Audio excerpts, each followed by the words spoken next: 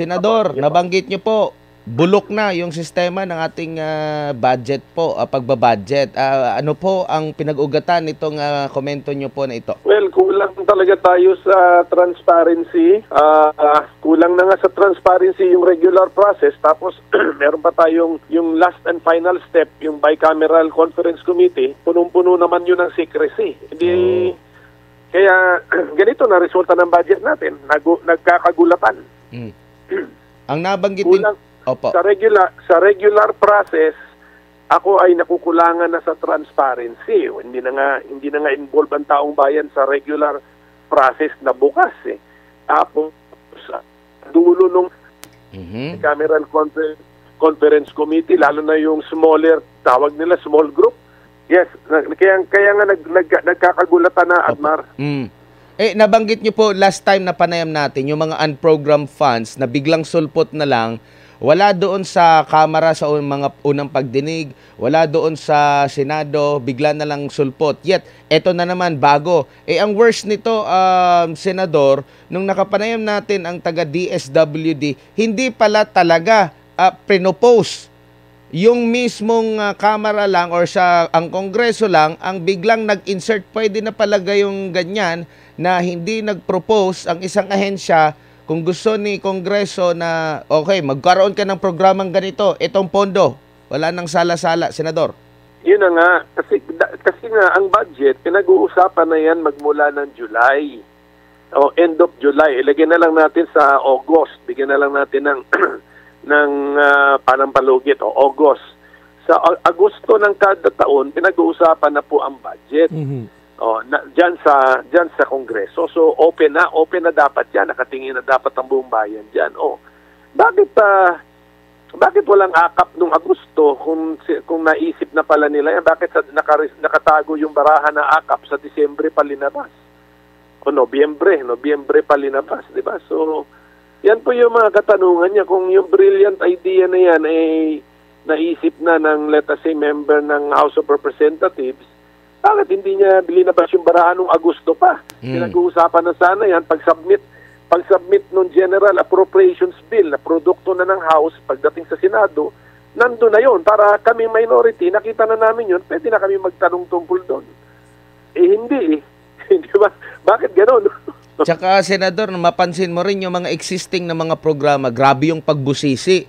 Tapos at the end, minsan, hindi na pagbibigyan yung kanilang hinihiling na pondo. Yung mga hindi na busisi, biglang sulpot na lang, yun ang naunang naaprubahan. Correct. At saka yung mga halaga, sobrang laki naman. Yan, 26 billion na yan. Sabi nila AKAP, programa ng DSWD. Yan, ganyang 26 billion, budget na po ng mga departamento yan eh. Ha? So, di ba? Tapos isang programa lang sa DSWD na ginawa, na ilinabas yung idea sa isang weekend o isang linggo o isang weekend. So, medyo malabo kung ganyan ang budget process natin dito sa Pilipinas. Malabong-malabo po yan. Hindi tayo tatagal, hindi tayo magkakagulo. Senator Coco, in the past ba nangyayari na yung mga insertion na yan na biglaan?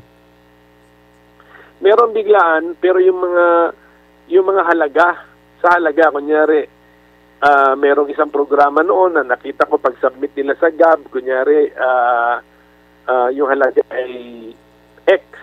Pagkatapos ng BICAM, naging 2X, nagdoble.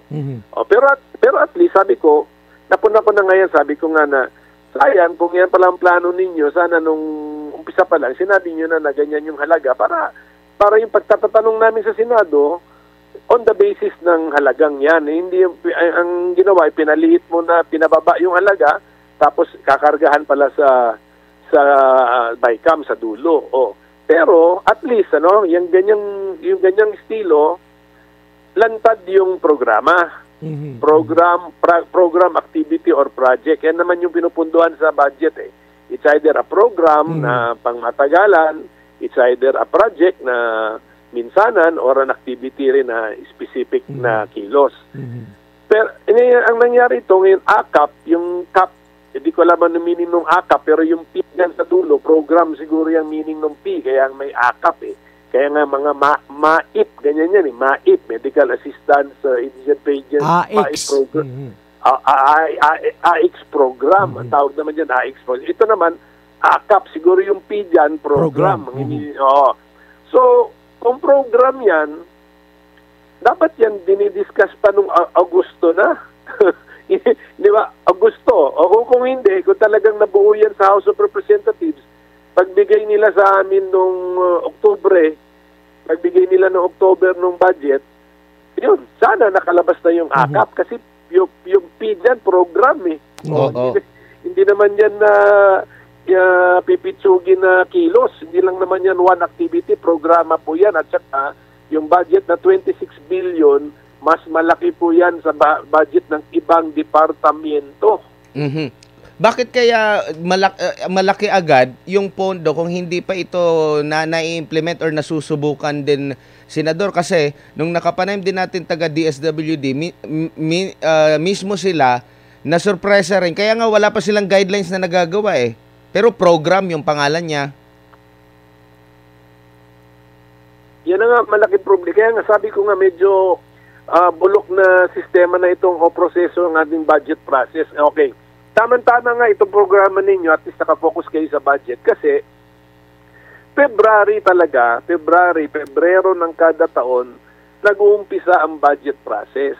Diyan yan sa executive branch, ang tawag nila dyan budget call. Ibig sabihin nun, mananawagan na ang DBM, yung mga budget ninyo, lahat ng ahensya ng gobyerno, submit nyo na sa amin. Yun. So ano ba yung programs ninyo, projects ninyo, activities ninyo na gusto ninyong mapandingan sa 2025 or sa susunod na taon, Pebrero pa lang, sinasubmit na yan. Kasi kailangan din ng DBM ng panahon na dadaanan. So, imagine mo, ginamit ko na lang Agosto kung talagang naisipan yan ng miyembro ng House or ng buong House of Representatives, dapat nung Agosto or nung Oktubre, nung sinabit na nila yung GAB sa Senado, dapat nakalabas na po yung ganyang kalaking, ganyang kabigat na programa. Okay, ano naman ang epekto nito sa atin? Tandaan niyo mga kababayan na yung budget na yan ang nagiging basis ng pag-uutang natin. Kasi nga ang linalaan natin na gastusin, ang pinaplano natin na gastusin ay sobra o lampas sa plano nating kita, sa projection natin na kita na bilang isang bansa. Ito lang yung kita natin, ito yung plano nating gastusin, negative tayo, therefore anong solusyon natin? Uutang. Tax or utang. Tax or utang. So ngayon, ang solusyon, ayaw naman ng tax kasi magagalit ang taong bayan, utang. Hindi naman, pero kailangan ipaliwanag sa taong bayan na sino ba magbabayad ng utang? Tayo rin, through tax. Later on, pwedeng anak na natin o apo na natin ang mabibigatan yan. So, yung mga ganyang on-the-spot na plano na 26 billion na walang guidelines, kargado na po sa budget yan. So, kargado na yan sa deficit. So, kargado na yan sa uutangin. So, pwede tayong umutang ng pera galing sa basta inutang natin, tapos matutulog dahil walang guidelines, pero bayad tayo ng ano bang merong pagmumutang, anong yung ibabayad? Interest. Plus ibabalik din yung principal. Ganun po yun. So, yung ganyang klaseng budgeting process ay nakakadagdag sa ating financial burdens ng ating taong bayan, financial burden ng ating bansa through utang or tax. Kasi yung utang na yan, babayaran din po ng Pilipino yan, pwedeng tayo, henerasyon natin, pwedeng susunod na henerasyon, through tax. Ganun din yun, mauwi rin po yan sa Senator Coco, siguro dito sa ating ano yung nakikita nyo na solusyon na pwedeng maging daan para ma-address po itong problemang ito? Kasi nga, di ba, tama yung sabi nyo, maybe hindi yung henerasyon natin, pero yung susunod. So ano yung nakikita nyo na solusyon para naiiwasan po ito sa mga susunod na pagbabudget po natin? Ang budget kasi is ang gastusan ng pera. Tapos dapat pareho ang executive at saka legislative. Maging disiplinado naman kami sa paggastos ng pera kasi pera ng taong bayan yan So pinagpuan yan pinagtrabahuan niya, pinagpaguran niya ng buong bansa, ng buong mamamayang Pilipino. So, disiplina sa paggawa ng budget ng executive. Okay. Tanggalin na ninyo dyan yung mga hindi naman kailangan talaga ng mga programa, proyekto, or aktibidades. Tanggalin na ninyo. Okay. So, yan ang una. And then, disiplina naman pagdating sa legislature. Huwag tayong yung biglaang mga isisingit natin dyan. O na kahit na sabihin natin na ay hindi naman walang guidelines, dinatulog yung pera, inutang din po yun kasi nga deficit tayo. So, kailangan po natin ng fiscal or financial discipline. Sa pagdating sa paggastos ng pera, planuhin ng mabuti na yung pinaka-importante na lang muna ang ating gastusan. Kaya nga, for example, nung nababasa ko yung idea nila sa AKAP, ang gusto daw nila yatang bigyan dyan yung mga meron ng trabaho, na meron ng kita, pero siyempre sabi hindi sufficiente, hindi sapat. Ang tanong ko, paano yung wala pang trabaho? Paano yung part-time, hindi pa full-time employment? Di lalo na yun, hindi pa rin sapat. Bakit tayo graduate na dun sa may mga trabaho na? So, parang walang plano So, kailangan may plano tayo. So, sasabihin dapat ng DSWD, ito po yung plano namin sa walang mga trabaho, ito. Ito naman sa mga may trabaho na let's say, nagkaroon ng konting calamity sa problema sa buhay nila, kaya kulang o kumulang, ito naman ang programa natin. Pero, yung buhos ng pera, doon pumunta sa 26 billion, AKAP Malaki-laki pong halaga yan Paano, tulungan muna natin yung talagang unemployed? Yun unahin natin. Kaya nga question din kung talagang napag-aaralan ba ng husto yung mga ini-introduce na mga programa sa atin, lalo na yung pagbibigay ng ayuda. Dahil sa napakarami na ng mga ayuda na ibinibigay natin, napag-aaralan ba, natumbok ba, ito ba yung pangangailangan? Bakit kailangan na maging marami yung ating pagbibigay ng ayuda? Hindi ba pwedeng isang programa lang? Para makita natin na talaga. Kasi ito, bagong-bago ito, Senador, naisingit lang ito, wala pang ang guidelines, tapos malaki agad ang pondo na inilaan. Tama. Agree ako dyan. Masyado malaking halaga, tapos walang guidelines, nauna yung pondo. So, hindi nga magandang budgeting process yan, kahit sasabihin ng mga mambabatas, legal yan kasi nasa batas. Pero yun na nga, mali. Mali ang sistema kasi ang posibleng matulog yung perang yan dahil hindi nga magalaw dahil walang guidelines. So, number 1, nakapogi points lang yung politiko na ina-announce niya na may programa siya. Number 2, inutang po yan, may bayad na tayo interest, tapos ibabalik pa natin yung principal. Baka magastos pa yung principal sa ibang gastusin. So, nagkakaproblema tayo. So, hindi nga magandang budget process yun na ora-orada. Kasi nga, uulitin ko, budget call starts February ng kada taon. Pebrero ng kada taon. So, tapos na-approve po ang budget mga Disyembre na. So, ilang buwan yun? 10 buwan yun.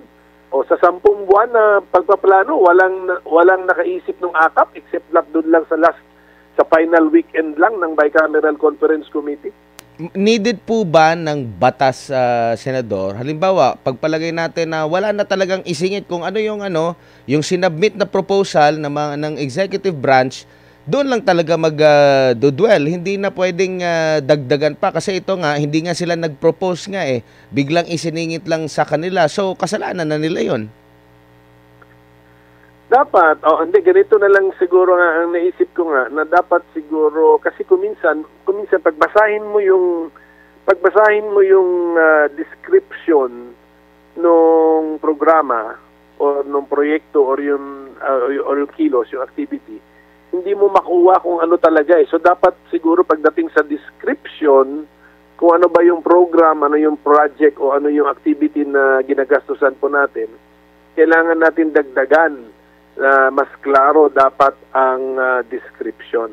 Pero nga isa diyang item sa budget, I'm sure marami, pero yung isang item na nakita ko na pinaghalo si social services tsaka si infrastructure Ang layo na nun pinagsama sa isang item, social services, social spending mo at saka infrastructure. Ngayon, merong halaga yon. Ngayon, pwedeng 100% ng halaga ginastos sa infrastructure kasi pinagsama So hindi po medyo parang may halong katamaran ng paggawa ng budget din ng galing sa executive. Konting effort pa para po talagang gawin natin yung description natin mas detalyado.